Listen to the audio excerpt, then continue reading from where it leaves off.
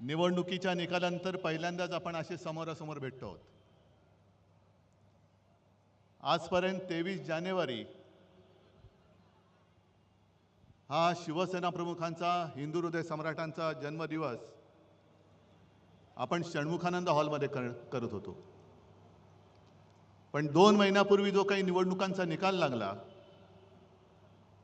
मला तर काय पटलेलं नाही. तुम्हाला पटलाय का? आणि मध्ये अब्दाल येऊन गेले. कोण? अमित शहा.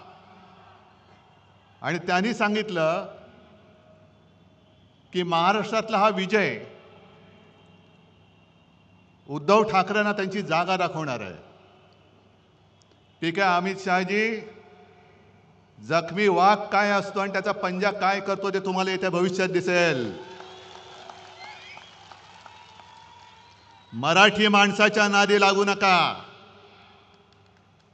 जिथे औरंगजेबाला झुकवलं तिकडे अमित शहा काय कोणती झाडकी पत्ती आहे. पण मी मुद्दामून आज ही जाहीर सभा घेतली कारण एकदा कळू तरी द्या माझ्यासोबत आहेत तरी कोण, किती लोक राहिलेत. पहिलं मी तुम्हाला विचारतोय, तुमचा सगळ्यांचा माझ्यावरती विश्वास आहे की नाही? कारण अमित शहा, तुम्ही माझी जागा ठरवू शकत नाही. माझी जागा ठरवणारी ही माझी अस्सल शिवसेना प्रमुखांनी दिलेली वडिलोपार्जित संपत्ती आहे. आणि जे शिवसेना प्रमुख बोलायचे की जोपर्यंत तुम्ही शिवसैनिक आहात तोपर्यंत मी शिवसेना प्रमुख आहे, तेच मी सांगतोय की जोपर्यंत तुम्ही शिवसैनिक आहात तोपर्यंत मी तुमचा पक्ष प्रमुख आहे. गद्दारांनी वार केले तर उद्धव ठाकरे संपणार नाही. गद्दारांना गाडूनच मी संपेन.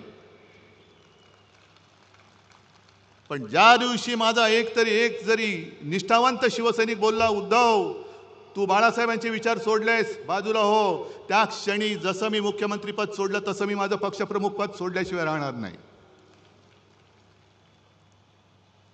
आणि मला खात्री आहे की ज्या पद्धतीने संपूर्ण महाराष्ट्र मला त्यांच्या परिवारातला एक सदस्य मानतो, मला त्यांचा कुटुंब प्रमुख मानतो, तो माझा महाराष्ट्र, तो माझा मुंबईकर एवढा निष्ठुरपणे, एवढा निर्दयतेने माझ्याशी आणि जीवाला जीव देणाऱ्या शिवसेनेशी वागू शकत नाही. ठीक आहे, हार जीत होत असते, पण मुळामध्ये हा विजय जसा पराभव आम्हाला धक्का देणारा होता तसा विजय सुद्धा भाजपच्या अनेक लोकांना अजून पचत नाही की आपण जिंकलो कसे. काहीतरी गडबड घोटाळा नक्की आहे, ईव्हीएमचा तर नक्कीच आहे. पण एक साधा प्रश्न आहे की ज्या अमित शहानी संपूर्ण सरकारी यंत्रणा वापरून 2.5 वर्ष आपल्या महाराष्ट्रावरती घटनाबाह्य सरकार लादलं, ते असा तसा महाराष्ट्र आपल्या हातातून सुटू देतील? आणि एक तर महाराष्ट्राने मोदींच्या अश्वमेधाचं गाढव लोकसभेत ज्या पद्धतीने अडवलं, तो फटका अजून त्यांच्या वर्मी जो घाव बसले त्यातनं अजून ते उठत नाहीयेत. आणि त्यांना पक्का माहिती होतं की ज्या क्षणी महाराष्ट्र आपल्या हातातनं जाईल त्या क्षणी दिल्ली कोलमडणार आहे. जर महाराष्ट्राचा निकाल सर्व जनतेच्या मनासारखा लागला असता तर आज दिल्लीतलं सरकार कोलमडलेलं तुम्हाला दिसलं असतं. ही महाराष्ट्राची ताकद आहे. आणि पहिला प्रथम जरा अमित शहाचा थोडा समाचार घेतो, कारण घ्यायलाच पाहिजे. उद्या परत येत आहेत. कुठे मालेगावमध्ये जात आहेत का आणखीन कुठे जात आहेत, काय काय बोलून गेल्यात, काल काय बोलले त्याचा मी आज समाचार घेईन, उद्या काय बोलणार त्याचा मी परवा समाचार घेईन. पण समाचार मी घेणार, मी नाही सोडत. कारण अफजल खानाचा पवाडा तुम्ही ऐकलात ना, मिठी मारू तर प्रेमाने मारू, पण पाठीत वार केला तर मात्र वाघ नख काढू. हा महाराष्ट्र आहे, हा महाराष्ट्र आहे आणि ही महाराजांची शिकवण आहे. अमित शहाजी, तुम्ही जे काय बोललात की शरद पवारांना त्यांनी जी काय दगाबाजी केली होती 78 साली, त्यानं 20 फूट जमिनीच्या आत गाडले. आता 78 साली माझं वय काय होतं, अमित शहांचं वय काय होतं, पण त्यांना ही कल्पना नसेल की 78 साली शरद पवारांनी जो काही पुलोदचा प्रयोग केला होता आणि ती जी काही दगाबाजी केली होती, त्या दगाबाजीमध्ये जनता पक्ष म्हणून भारतीय जनता पक्ष सुद्धा सामील होता आणि त्यांच्या हसू अडवाणी नावाचा इसम माणूस जे आपले चेंबूरमधून निवडून यायचे ते त्या पुलोदच्या दगाबाजी केलेल्या सरकारमध्ये मंत्री होते. म्हणजे दगाबाजीचं राजकारण तुम्ही सुरू केले, खतपाणी तुम्ही घालताय. अगदी सुरुवात करायची झाली तर कुठून करता येईल? मला एवढ्या मागे जायची आवश्यकता नाही. श्यामाप्रसाद मुखर्जींपासून सगळं काढता येईल. जनता पक्ष सुद्धा जो इंदिरा गांधींच्या हुकुमशाहीच्या विरोधात, आणीबाणीच्या विरोधात निवडून आला होता, जनतेने निवडून दिला होता, तो जनता पक्ष सुद्धा फोडण्यामध्ये तेव्हाचा जनसंघ हा आघाडीवरती होता. ही दगाबाजीची बीज ही अमित शहाजी तुमच्यामध्ये आहेत, तुमच्यामध्ये, आमच्यामध्ये नाही. दगाबाजी महाराष्ट्र कधी करू शकत नाही. पण मधल्या काळात तो जो काही त्यांनी प्रचार केला, एक असं म्हटलं जातं, मी बीकेसीच्या सभेमध्ये म्हटलं होतं की पंकजा मुंडे त्या सगळ्या विधानसभेच्या काळात बोलल्या होत्या की भाजपचं सगळं वेगळं असतं बाबा. बाहेरच्या राज्यातून 90,000 लोक आणलेत, तेव्हा गुजरातमधनं आणलेत. मग काही जण असं म्हणतात की ते RSSचे कार्यकर्ते होते. म्हटलं ठीक आहे, असतील, पण आता ते 90,000 कुठे गेले? समजा जो शिवसैनिक आपत्ती काळामध्ये मुंबईकराच्या जीवाला जीव देतो, धावून जातो, जीव वाचवतो, ते 90,000 जे काय RSSचे असतील तर कार्यकर्ते आता धावून येतील? मग मुलाला शाळेत ॲडमिशन पाहिजे, कुठे काहीतरी दंगली झाल्यात, रुग्णाला हॉस्पिटलमध्ये ॲडमिट करायचंय, रक्त पाहिजे, RSS वाले देतील? 90,000 लोक जी काय बाहेरून सगळी उपरी आणली होती, त्याच्यापैकी एक तरी माणूस रक्तदान करेल की गोमूत्रदान करेल? हे तुम्ही विचारा, कारण ते करू शकतात. अत्यवस्थ जर का रुग्ण असेल, त्याला रक्त पाहिजे असेल, शिवसेनेकडे आला तर शिवसैनिक जर का ग्रुप मॅच होत असेल तर तो त्याची जात पात पंथ न बघता रक्तदान करून टाकेल आणि त्याचा जीव वाचवेल. पण जर ते 90,000 कार्यकर्ते संघाचे असतील आणि त्यांना सांगितलं की अत्यवस्थ आहे, रक्त पाहिजे, रक्त नाही, आम्ही गोमूत्र देतो. कारण आता 1-2 दिवसापूर्वी बातमी मी वाचली, तुम्ही पण वाचली असाल. मद्रासमध्ये IITचे जे संचालक आहे व्ही कामकोटी, त्यांनी स्वतः म्हटले, IITचे संचालक, आणि त्यांनी म्हटले की ते तापाने फणफणत होते तेव्हा गोमूत्र पिऊन ते बरे झाले. धन्य आहे त्यांची. अशी माणसं शिकतात कशी, नेमकं शिकतात काय? तर जे मी तुम्हाला सांगत होतो की आपण जे काय करतो, एवढा मुंबईकर कधी निष्ठुर होऊ शकत नाही. महाराष्ट्रातला अस्सल मराठमोळा मावळा जो आहे तो कधी शिवसेनेशी गद्दारी करू शकत नाही. आज मला कल्पना आहे की जसे आज तुम्ही सगळे निष्ठावंत जमलायत, एक वेगळी अडचणीची जागा आहे, कारण दरवेळेला आपण शहरामध्ये घेतो, आज ठरवलं आपण उपनगरात घेऊ. येण्या जेवण्याची गैरसोय, त्याच्याबद्दल दिलगिरी व्यक्त करतो, कारण मी येताना सुद्धा खूप लोक चालत येत होते. किती वाजल्यापासून तुम्ही बसलायत? पण ही सगळी अडचणीची जागा असून सुद्धा सगळे निष्ठावंत इकडे आलेत. तुम्हाला खरंच मनापासून धन्यवाद देतोय, कारण मी लढतोच आहे तुमच्या ताकदीसाठी, तुमच्या ताकदीमुळे, तुमच्या ताकदीच्या भरोश्यावर मी लढतोय. वांद्र्याला तिकडे गद्दारांचा मेळावा सुरू आहे. आपली ही सभा झाल्यानंतर ते राजकारणातले बाडगे आणि गद्दार चिरकणार तर आहेत, कारण त्यांचं कामच ते. एकतर काही स्वतःचे विचार नाही, आदर्श नाही. फक्त मला त्या गद्दाराने एक सांगायचं की अरे तुम्हाला कळते का तुम्ही काय करताय?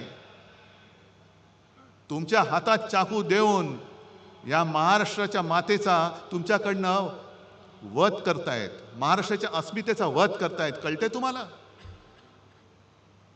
पैसे घेऊन जाताय, जा. आज कदाचित तुम्ही जिंकला असं तुम्हाला वाटत असेल, पण दोघांमधला फरक, आज आम्ही हरलो, तरीसुद्धा जनता ज्या पद्धतीने माझं स्वागत करते कुठेही गेलं तरी आणि सांगते हळहळतात की उद्धवजी असं नाही व्हायला पाहिजे, आम्ही शिवसेनेला मत दिलेलं आहे. गद्दार जिंकले असतील कारण त्याने जिंकवणारे अमित शहा तिकडे बसलेत, संपूर्ण बेकायदेशीररित्याने सरकारी यंत्रणा वापरल्या, निवडणूक आयोग वापरला. जोपर्यंत अमित शहा तिथे आहेत तोपर्यंतच तुमचं तिथे बसणं आहे.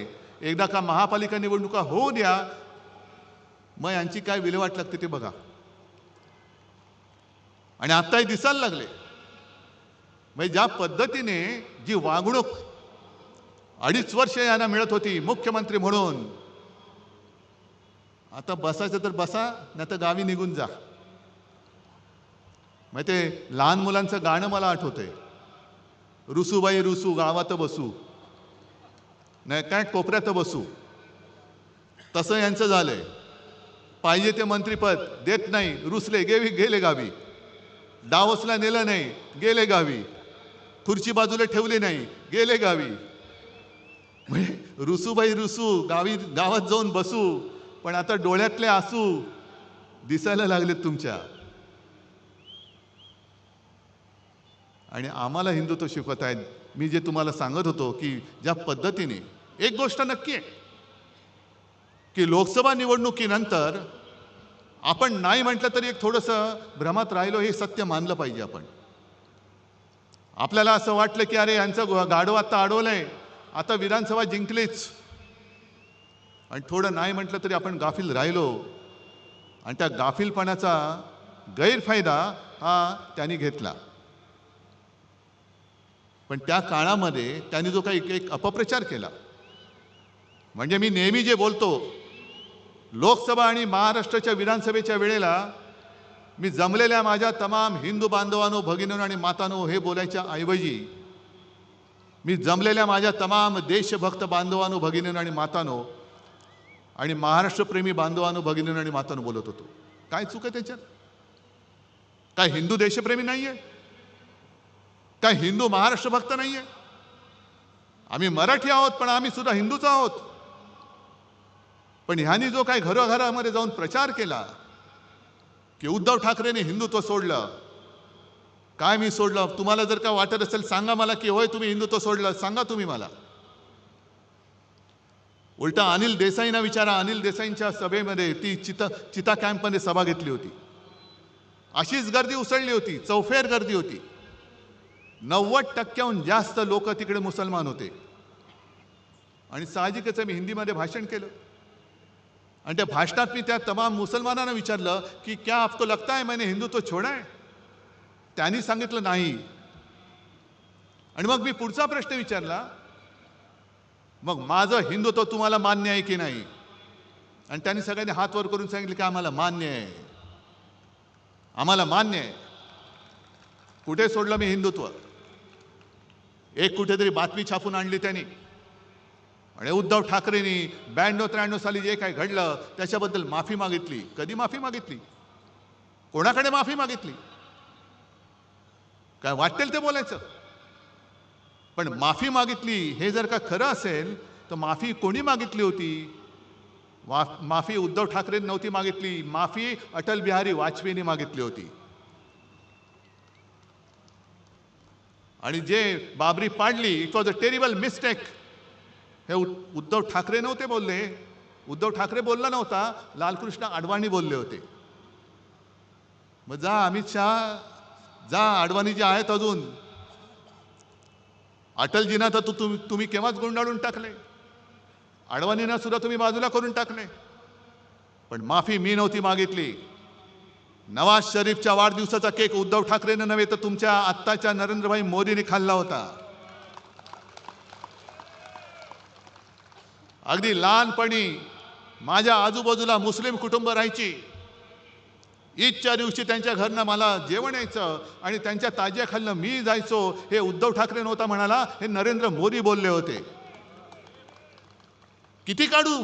माझ्या फोनमध्ये 100च्या वरती फोटो आहेत. सगळे जण टोप्या घालून बसलेत. मोहन भागवत मशिदीमध्ये गेले होते, उद्धव ठाकरे गेलेले नाहीत. आणि दगाबाजीचा तुम्ही जो काही उल्लेख केलात, हिंदुत्व तुम्ही आम्हाला शिकवताय. उद्या 26 जानेवारी आहे, प्रजासत्ताक दिन.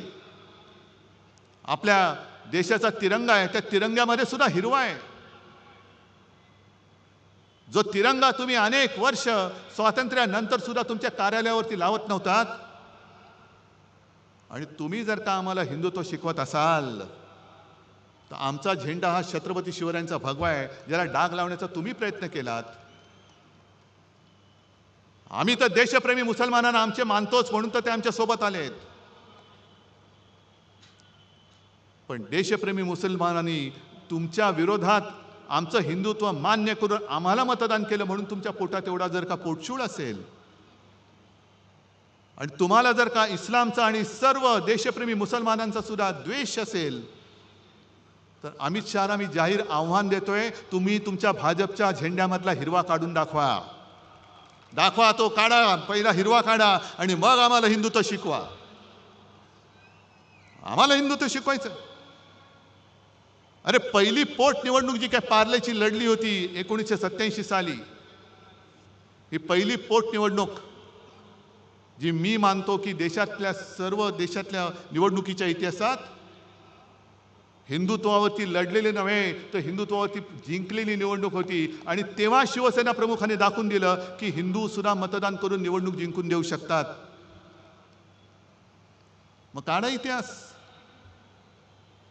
शिवसेनेसोबत कोण होतं आणि शिवसेनेच्या विरोधात कोण होतं? किती साली? 1987 साली. त्यावेळेला शिवसेना आणि काँग्रेस, शिवसेनेचे डॉक्टर रमेश प्रभू आणि काँग्रेसकडनं प्रभाकर कुंटे, हिंदुत्वाचा प्रचार तुफान झाला. हे आता तुम्ही दाखवलं ना, दादा कोंडके वगैरे, तेव्हा तर फार जोमात होते. गुजरातमध्ये शंभू महाराज येत होते. आणि त्याही वेळेच्या भाषणामध्ये शिवसेना प्रमुखांची स्पष्ट भाषणं आहेत. आम्हाला देशप्रेमी मुसलमानांचं वावडं नाही. जे देशद्रोही आहेत, पाक धार्जिणे आहेत, त्यांचा आमचा तो कोणी असेल, तो हिंदू जरी असला आणि पाक धार्जिणा असला जसा कुरुलकर सारखा, तरी तो आमचा नाही. एवढं स्वच्छ आणि स्पष्ट आहे. पण तेव्हा जर का इतिहास तुम्ही काढला, अमित शहाना मुद्दामून सांगतोय की तेव्हा फक्त दुहेरी लढत नव्हती झाली. शिवसेनेचे रमेश प्रभू विजयी झाले, प्रभाकर कुंटे पडले, पण शिवसेनेच्या हिंदुत्वाला अपशकुन करायला भाजप आणि जनता पक्षाच्या प्राणलाल वोरांना सपोर्ट दिला होता. का तेव्हा तुम्ही हिंदू म्हणून आमच्या सोबत आला नाहीत? कुठे गेलं होतं तुमचं हिंदुत्व? आणि मग ती निवडणूक जिंकल्यानंतर तुमचे प्रमोद महाजन वगैरे सगळे आले. मातोश्रीचे उंबरठे जिजवायला लागलात तुम्ही, कारण तुम्हाला शिवसेनेचा दुरुपयोग करून घ्यायचा होता. हे भाजप काय, RSS काय, हे सगळे असेच आहेत. करणार काही नाही, काड्या लावायच्या, आगी पेटवायच्या, दंगल उसळली की पळून जायचं. बाबरी बाबरी बाबरी म्हणून सगळं माहोल पेटवलं आणि प्रत्यक्ष बाबरी पडल्यानंतर आम्ही नाही त्यातले. ही अशी तुमची नामर्दाची अवलाद, आणि तुमच्याकडनं आम्ही हिंदुत्व आणि राष्ट्रत्व शिकू?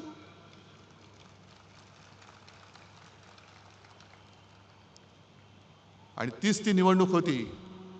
हिंदुत्वाच्या मुद्द्यावरती शिवसेना प्रमुखांचा आणि नंतर सुभाष देसाईंचा पण त्या निवडणुकीत शिवसेना प्रमुखांचा मतदानाचा अधिकार काढून घेण्यात आला. तीच ती निवडणूक होती ज्याच्यामुळे शिवसेना प्रमुखांना आयुष्यात कधी निवडणूक लढणारच नव्हते, पण त्यांना निवडणूक लढवण्यापासून 6 वर्ष लांब ठेवण्यात आलं. आणि तो निर्णय अंमलात आणला तेव्हा काँग्रेसचं सरकार नव्हतं, अटल बिहारी वाजपेयींचं सरकार होतं. आणि आज तुम्ही आम्हाला बाळासाहेबांचं प्रेम शिकवताय. हे खरं आहे की 2000 साली छगन भुजबळ इथले गृहमंत्री असताना त्यांनी शिवसेना प्रमुखांच्या अटकेचा प्रयत्न केला होता. नंतर सगळं मिटलं, ते स्वतः घरी आले, सगळं झालं. पण ते जेव्हा अटक करायला निघाले होते तेव्हा अडवाणी, जर मी विसरलो नसेन तर देशाचे उपपंतप्रधान होते, गृहमंत्री होते. आणि शिवसेना प्रमुखांना जर अटक केली तर राज्यामध्ये आगडोंब उसळेल, तो उसळू नये म्हणून त्यांनी सीमा सुरक्षा दल किंवा केंद्रीय राखीव दल जे आहे ते शिवसेना प्रमुखांनी त्यांना अटक झाली तर दंगल उसळली तर बंदोबस्त करायला भाजप सरकारने महाराष्ट्रात पाठवलं होतं. हे तुमचं बाळासाहेबांचं प्रेम? ताडायची झाली तर तुमची साल्टी खूप काढता येतील. एवढी साल्टी निघतील की तुम्ही गावात फिरायच्या लायकीचे राहणार नाहीत. त्याच्यामुळे तुम्ही आमच्या अंगावर येण्याचा प्रयत्न करू नका. आज 23 जानेवारी आहे, काल 22 जानेवारी होता. बरोबर 1 वर्षापूर्वी अयोध्येच्या मंदिराचं लोकार्पण करण्यात आलं. अरविंद, मला वाटतं तुम्ही काल परवा जाऊन आलात, अजूनही त्या मंदिराचं बांधकामच पूर्ण झालेलं नाहीये. आणि काय उन्माद चढलाय, जय श्रीराम जय श्रीराम जय श्रीराम. अहो, तेव्हा जर का शिवसैनिक उतरले नसते तर तुम्ही नसतातच, ते सोडा. पण जय श्रीराम जसं आम्ही बोलतो, आम्ही हिंदूच आहोत, पण आम्ही जसं जय श्रीराम बोलतो तसं तुम्हाला सुद्धा जय शिवराय बोलावंच लागेल. महाराष्ट्रामध्ये तुम्हाला जय शिवाजी जय भवानी बोलावंच लागेल. तुम्ही म्हणाल हे काय जय श्रीराम पुरे नाही. जसं जय हिंद नंतर जय महाराष्ट्र बोलतो तसं जय श्रीराम नंतर जय शिवराय बोललाच पाहिजे. कारण प्रभू श्रीराम कधी होऊन गेले, त्यांच्या जन्मभूमीवरनं वाद झाला, पुन्हा मंदिर बांधलं, त्यांनी राक्षस मारले होते, रामराज्य आणलं होतं. पण आमचं दैवत छत्रपती शिवाजी महाराज जर का जन्माला आले नसते तर मोदी काय अमित शहा काय कोणीच जय श्रीराम बोलू शकलं नसतं. म्हणून पहिलं त्यांचा जय जयकार करा आणि मग जय श्रीराम बोला. महाराष्ट्रामध्ये तरी मी जय शिवराय आणि जय श्रीरामच बोलणार. कारण आम्ही भाजपसारखे कृतज्ञ नाही आहोत. जन्मदात्या बापाला आम्ही विसरू शकत नाही. शिवाजी महाराजांनी मग अशा त्या फिल्ममध्ये सुद्धा बघितलं ना, हिंदवी स्वराज्य स्थापन नसतं केलं आणि औरंगजेबाला मोकाट सोडला असता, अगदी शिवरायांच्या नंतर सुद्धा संभाजीराजांच्या त्या निर्घुण, ज्याचं वर्णन सुद्धा करायला जीवावर येतं, हत्येनंतर 26 वर्ष ताराराणींनी म्हणजे महाराष्ट्राने औरंगजेबाला झुंजवत ठेवला नसता तर गुजरात पहिलं पटकन औरंगजेबाच्या चरणी लीन होऊन गेलं असतं. सगळं संपूर्ण हिंदुस्थान हिरवा झाला असता. त्याच्यामुळे जय शिवराय हे बोललंच पाहिजे. जर कोणी तुम्हाला जय श्रीराम बोललं त्याला सांगायचं जय श्रीराम जय शिवराय, जय शिवाजी जय भवानी. कारण हा महाराष्ट्र आहे. दरवेळेला आम्ही इतिहासाचे दाखले देतो. अगदी हिमालयाच्या मदतीला सह्याद्री धावतो म्हणजे कोण धावतं?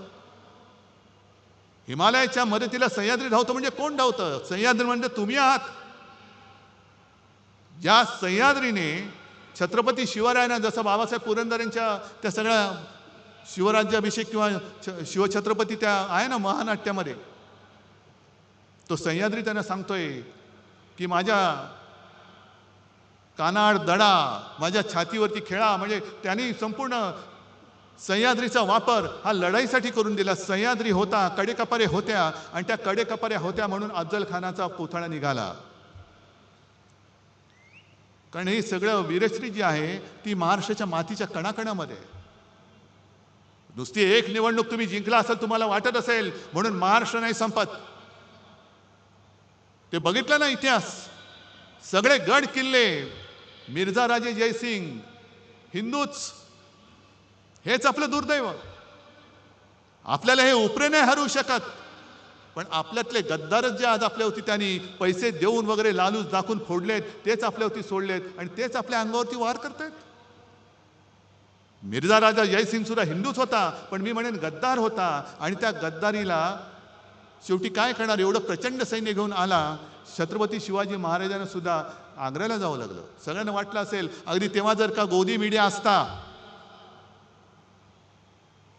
तर सांगितलं असतं की खतम, सगळं हिंदुत्व वगैरे काही नाही, शिवाजी महाराजांचा काळ संपला, सगळं त्यांनी सांगितलं असतं.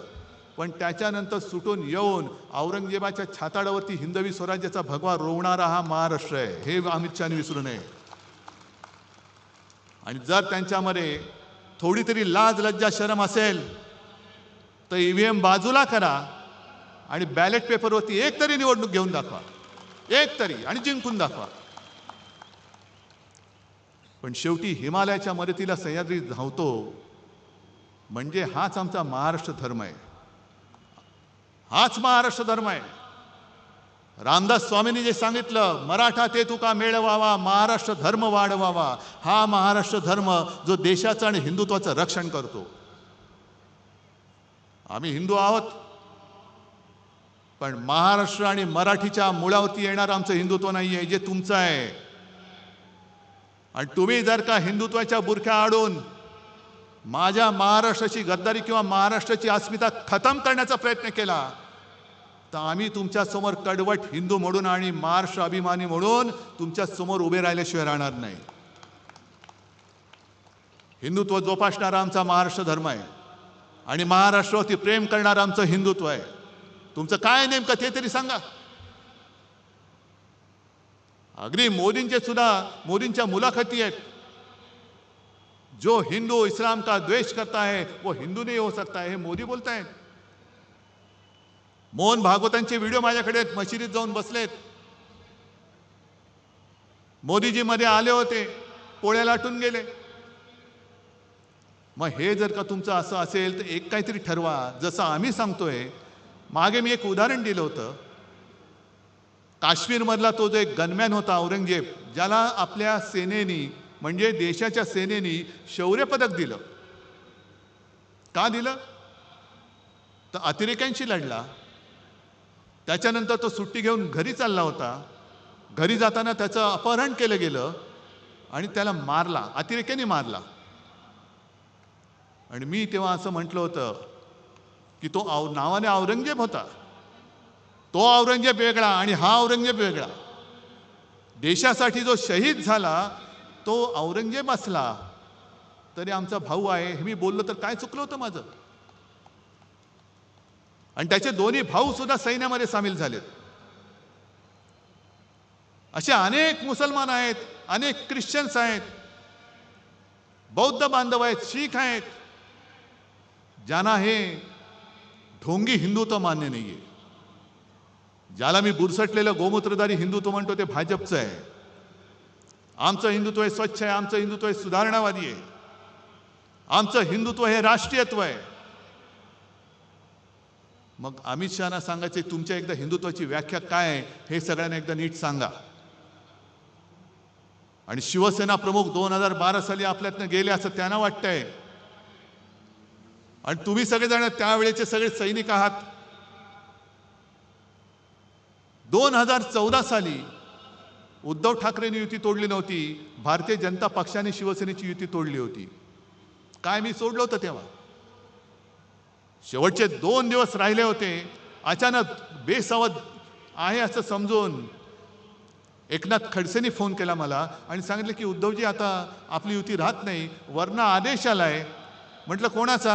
नाही, उपरवाला, तो दिसतच नाही, की आता युती राहणं कठीण आहे. मग तेव्हा आम्ही कोण होतो? तेव्हा मी काय आत्ता जसं हिंदुत्व सोडलेलं नाही. अरे प्रबोधनकारांचा नातू आणि शिवसेना प्रमुख हिंदू हृदय सम्राटांचा पुत्र हा हिंदुत्व सोडू शकेल?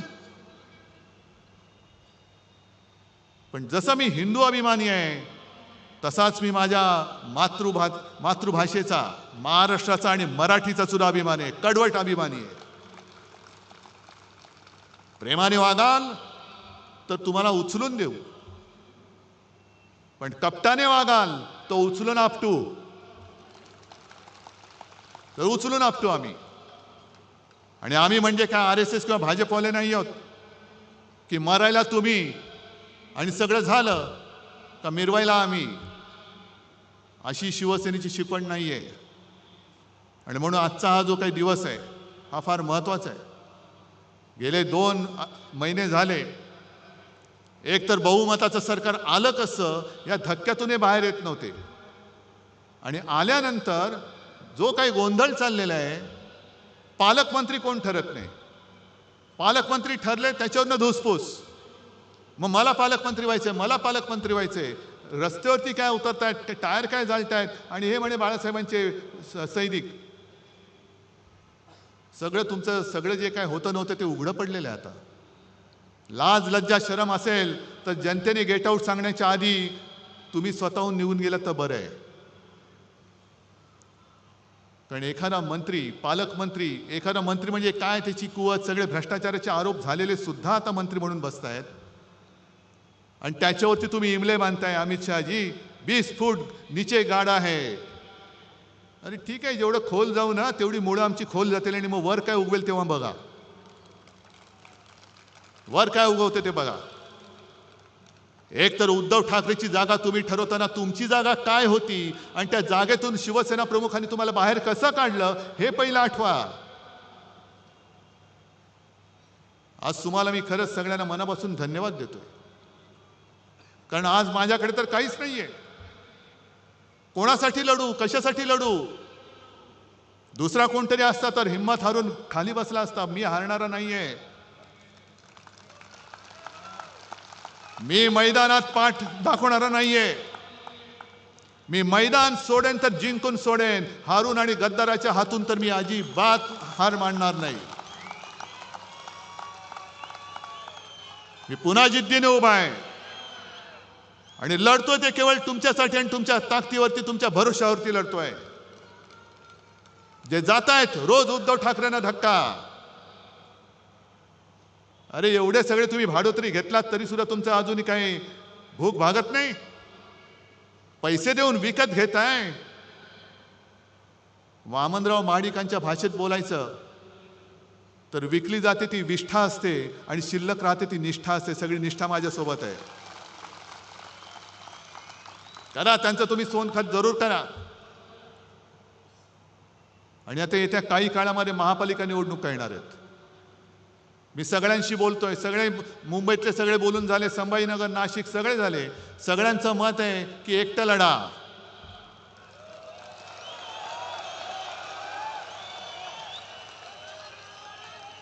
ताकद आहे. अमित शहाना जागा दाखवणार आहात. ठीक आहे, अजून निवडणूक जाहीर झालेली नाही, पण मला तुमची जिद्द बघू द्या, तुमची तयारी बघू द्या. ज्या भ्रमात आपण राहिलो तो पहिला त्या भ्रमातनं बाहेर या. आणि ज्या क्षणी माझी खात्री पटेल आपली तयारी झाली, मी कार्यकर्त्यांच्या मनाप्रमाणे निर्णय घेतल्याशिवाय राहणार नाही. पण या वेळेला मला सूड उगवून पाहिजे. सूड, सूड आणि सूड. होय, सूड. जो महाराष्ट्राच्या पाठीत वार करतो, जो मराठी आईच्या कुशीवरती वार करतो, तो गद्दार आणि त्या गद्दाराचा वरद हस्त मला महाराष्ट्रामध्ये दिसता कामा नये. आणि जर तुम्ही सगळे शपथ घेऊन सांगत असाल तर जेव्हा वेळ येईल तेव्हा मी एकटा लढण्याचा निर्णय नक्की घेतल्याशिवाय राहणार नाही. आज परत एकदा सगळ्यांना धन्यवाद देतो आणि अमित शहाना सांगतो की जास्त आमच्या नादी